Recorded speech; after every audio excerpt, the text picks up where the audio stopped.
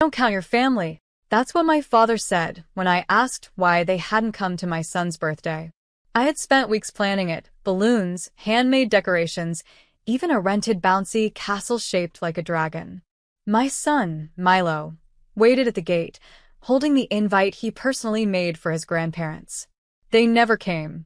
Instead, when I called to ask where they were, my father snapped, "We don't count your family. You're the outsider." We gave enough. That's when something inside me shattered. But I didn't scream. I didn't cry. I opened my laptop, logged into every account they had access to: utilities, rent, food delivery, even the subscription to their cable bundle. And I clicked cancel. All of it. My name was on everything. For 7 years, I sent them $2,200 a month. Quietly. No questions. No thanks. I closed each account like I was sealing a casket. Then I picked up the cake my son hadn't touched, and we went for a walk. Just the two of us. 40 minutes later, my phone lit up. 26 missed calls. 14 voicemails. And then a live video message. My mom, screaming, not crying. She had thrown every pot in the kitchen. My dad stood in the background yelling, "What did you do?" I didn't reply. I just turned the sound off and pulled Milo close. My name is Brielle Maddox, I'm 35. And if you think you know how this ends, stay tuned. What happens when silence becomes the sharpest weapon of all? Milo tugged at my hand while we watched ducks glide across the pond. He didn't ask about his grandparents. He just said, "Can we go again next year, just us?" I nodded, pressing my lips together so I wouldn't cry. I didn't want him to think anything was wrong, because in that moment, nothing was. We were safe, alone, honest. Until we got home. There were 3 missed calls from my dad's work landline, then an email titled, "Reinstate payments immediately, or we'll have to talk lawyers." I laughed. Lawyers? My name was on the accounts. Their rent was paid from my own bank, and I had receipts going back years. Still, part of me waited. Maybe they'd say sorry. Maybe this was a bluff. But then my sister chimed in. A message from her, public on Facebook. It's sad when someone thinks they can manipulate their way into love. You should never expect gratitude for doing what family should do. Followed by likes and laughing emojis from my parents. The same parents who let me sleep in my car for 3 months when I was 19. The same ones I forgave again and again and again. This wasn't a family. It was a drain. A weight. That night, I typed one sentence and sent it to both my parents, my sister, and everyone who ever told me to let it go. The bank transfers were my mistake, and I've corrected it. Then I blocked every number. Except one. My lawyers. Because if they wanted to talk lawyers, I was ready. The silence that followed wasn't peaceful. It was loud. Like an empty theater after the curtain falls, but the lights never come back on. Then came the knock. Not at my front door. At the daycare. I arrived at pickup, and Milo's teacher pulled me aside. "There was a man here," said. "He was your father. Tried to take Milo home." My chest tightened. "He what?" "We told him to leave. He got angry. Said he was going to the police, that you were mentally unstable and endangering your child. We filed a report, just so you know.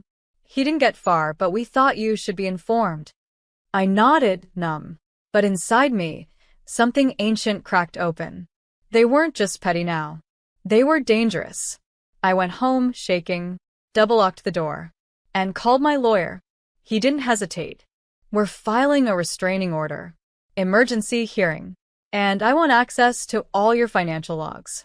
I want to see everything you gave them." As we spoke, an alert pinged on my phone.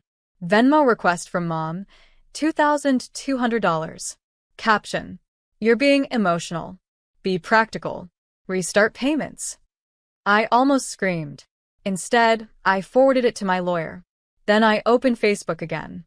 This time I didn't scroll. I posted. To anyone who thinks silence equals guilt, I paid my parents' bills for 8 years. They refused to come to my child's birthday. Then tried to take my son. Now they're calling me unstable. I'm done. Officially. Comments flooded in. Some in shock. Some finally admitting they'd seen this coming. Some from family, begging me to take it down. But the one that made me pause? A DM from my older cousin. I've been through this too. If you want the truth about your parents, I have it. And it's worse than you think. I stared at the message from my cousin. My hands hovered over the screen, unsure. Then I typed, "What do you mean? Worse than I think?" Her reply came fast. "They did this to me too. When I was 22, I gave them access to my savings. Thought I was helping. Months later, I found out Dad refinanced my car in his name. And when I pushed back, they told the whole family I was emotionally unstable and needed help." I blinked. My cousin. The one they always called the wanderer, the impulsive one, the troubled one. She was me. 10 years ahead. "I have documents," she wrote. Screenshots. Bank statements. Even a voice memo. My stomach dropped. She sent a folder. And what I read turned my skin cold. Multiple transactions linked to my parents' accounts, labeled repayments, monthly stipends, bills. None of it declared. All of it withdrawn from family. The pattern was clear. They groomed us to give, then painted us as unstable when we stopped. It was a long con.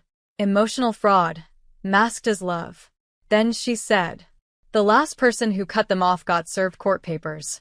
Claiming emotional distress. Be ready. They play dirty."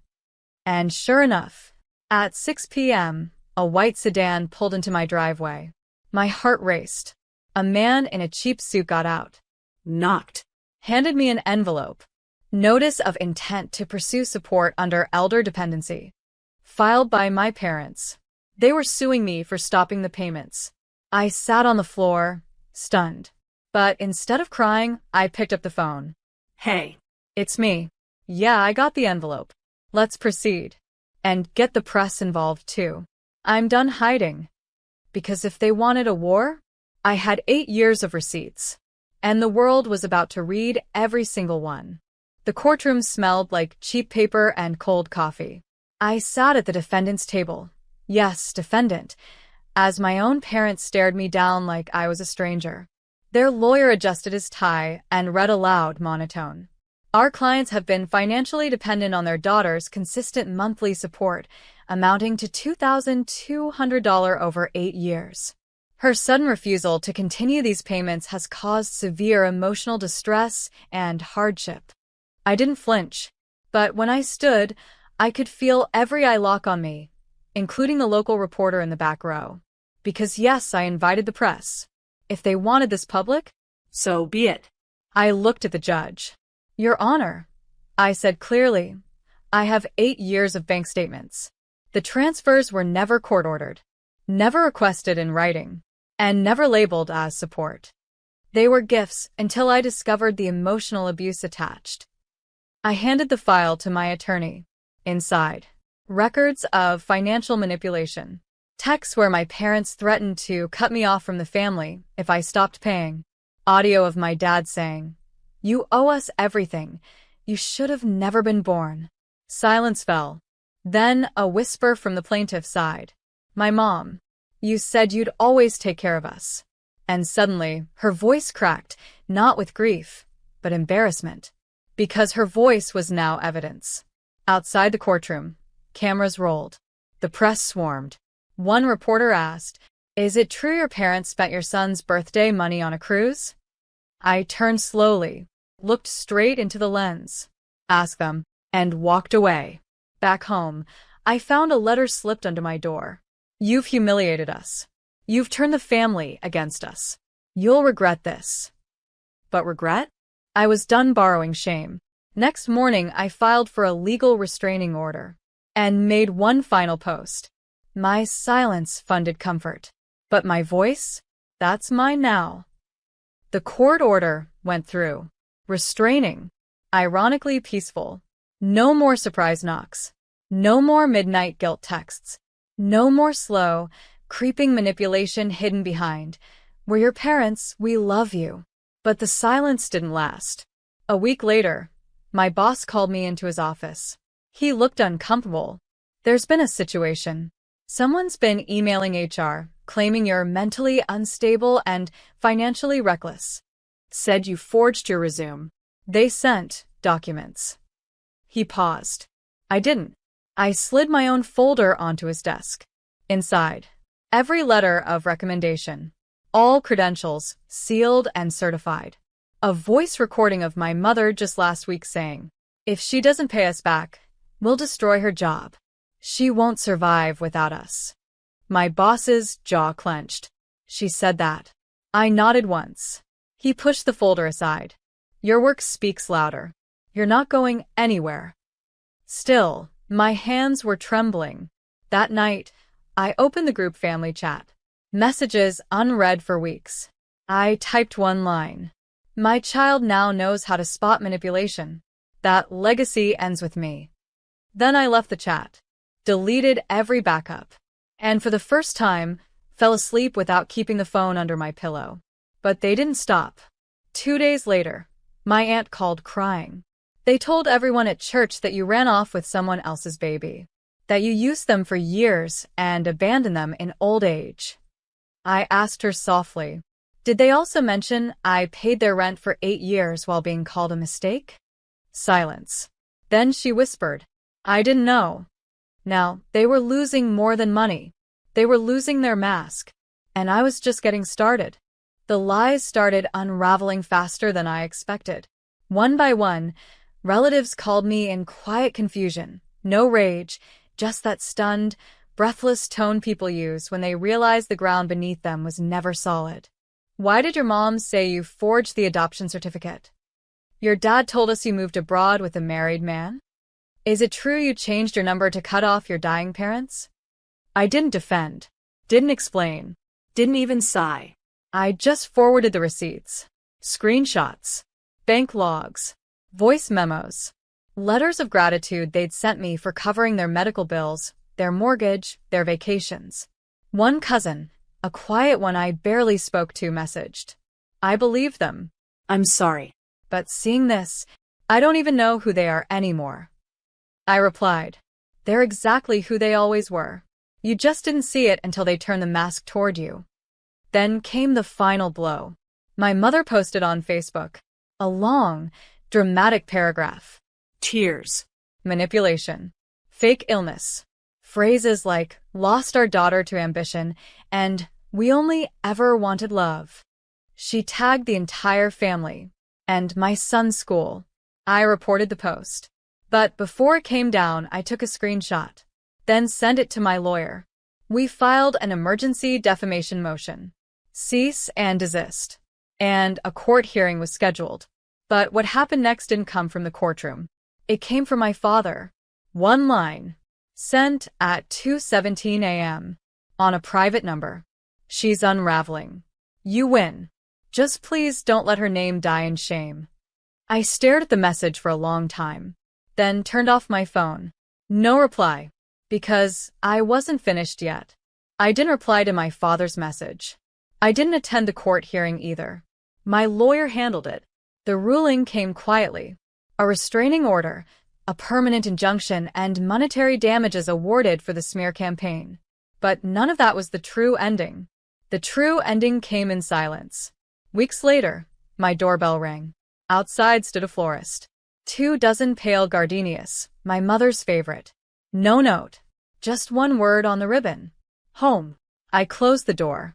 That night, I sat beside my son while he slept.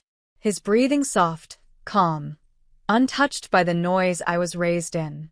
On my kitchen counter sat the envelope. Inside it, a torn check I'd found in my father's old desk drawer years ago.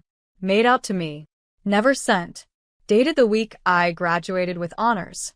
He'd written, for the daughter who defied us all. He never mailed it. I understood now. They loved control, not people. And I loved peace more than proving anything. So I lit a single candle on the back porch. The scent reminded me of my grandmother, the only one who ever believed in me. I whispered, you raised me right, and I finally walked away right. No revenge, no screaming, no last word shouted into the void. Just quiet disconnection. Unfollow. Unplug. Undo. They raised a daughter they couldn't own. And now, they don't get to know the version of me that finally healed. No access. No update. No entry. Just the sound of their names slowly fading into silence.